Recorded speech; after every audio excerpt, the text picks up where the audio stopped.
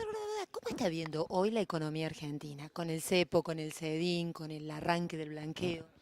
Mire, la coyuntura argentina está en el cuarto trimestre de recuperación después de una mini recesión del primer semestre del año pasado. Hemos tenido un razonable segundo trimestre, pero obviamente estoy viendo un nivel de incertidumbre, estamos en una economía prácticamente estancada que no genera empleo y que sobre todo no genera inversión y no genera creación de empleos. Así que si bien el gobierno ha tenido una gran dosis de activismo los últimos 2 meses, yendo para atrás en algunas cosas que había hecho antes o interviniendo adicionalmente, Argentina está en una etapa de estancamiento con alta inflación y no parece haber capacidades para cambiar el rumbo, así que probablemente este sea un escenario, si evitamos una crisis macroeconómica, que esté con nosotros 2014 y 2015 también. Una medida como la del blanqueo en busca de recuperar reservas, ¿está armada para ganar tiempo, para llegar mejor a las elecciones? Mire,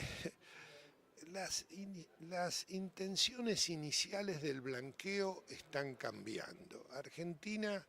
ha perdido 6.200 millones de reservas en el primer trimestre de este año, ya tenemos algo menos de 37.000,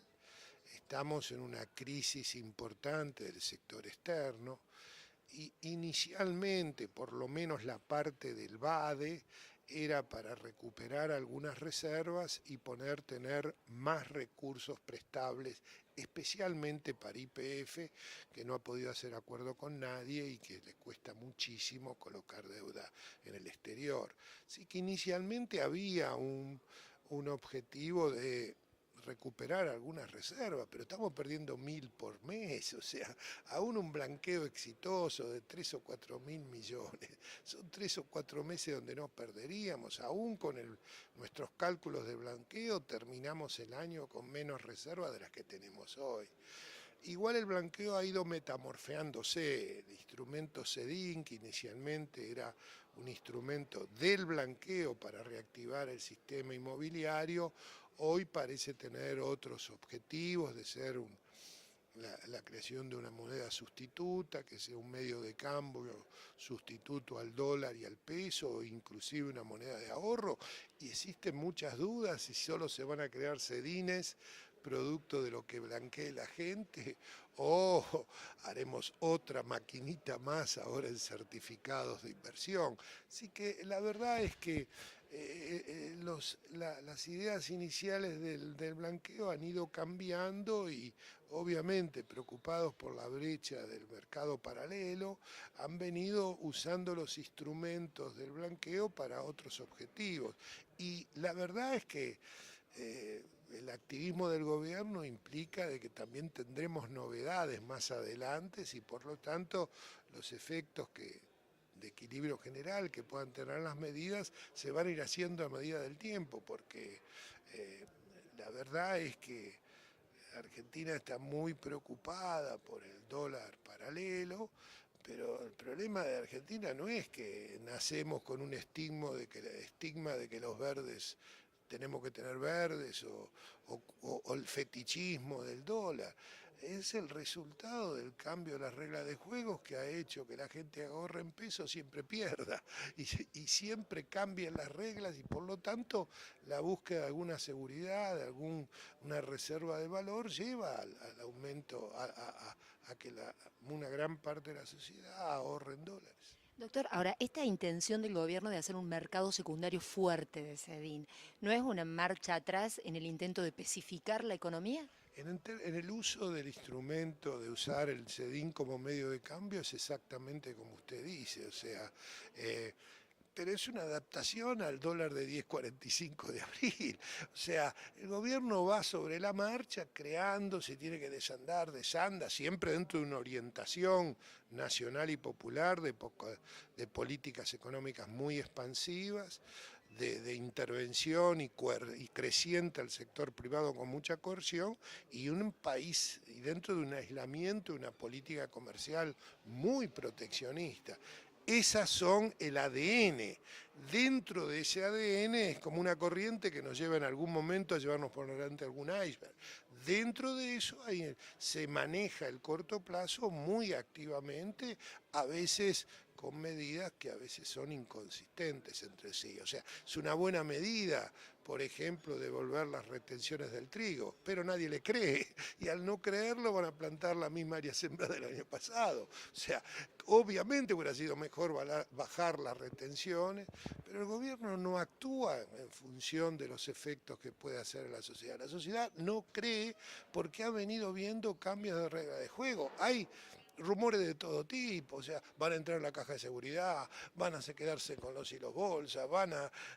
emitir 6.000 millones de sedines sin contrapartida, o sea, obviamente cuando uno entra a un nivel de incertidumbre y de desconfianza por desequilibrios macroeconómicos y ver cómo los hacedores de política económica toman las decisiones,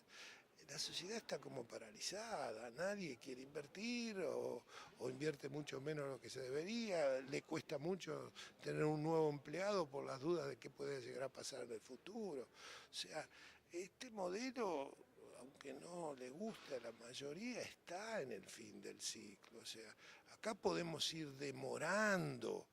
la crisis macroeconómica, pero si seguimos con esta estrategia de que la necesidad de financiamiento del sector público son básicamente resueltas por el Banco Central, bueno, probablemente vamos a tener una leve aceleración de la tasa de inflación que hace como 4 años que está estancada en 24, digamos. Doctor, la última. Usted decía recién un largo periodo de alta inflación y estancamiento económico. Junio ha marcado un alza en los niveles de precios respecto a los meses anteriores inclusive y se espera otro para julio. ¿Qué proyecciones hacen ustedes para todo el año? Mire, mucha gente interpreta que la inflación reprimida que hubo en los 4 meses de congelamiento de precios, que fue alrededor de 0,2 mensual la represión de la inflación, debería ajustarse en junio y julio y con eso volver a una tasa mensual promedio de 1,8, que es lo que da la historia reciente de Argentina. Mire, viendo los números fiscales y sobre todo el deseo de bajar la tasa de interés, nosotros creemos que luego de junio y julio, donde hay un ajuste con relación a la inflación que no pudo ser por el congelamiento, nosotros creemos que vamos a una tasa de inflación un poco superior, o sea, de alrededor 2,2 por mes, con lo cual diciembre a diciembre terminaría en 27 o a lo mejor 28%. Pero obviamente si el gobierno encuentra fuentes de financiamiento diferentes a la emisión o si disminuye las necesidades de financiamiento impulsadas básicamente por el déficit fiscal, probablemente no tengamos, pero en un horizonte de más largo plazo, eh, me parece que a lo mejor el 2,2 de agosto a diciembre es poco. Muchas gracias.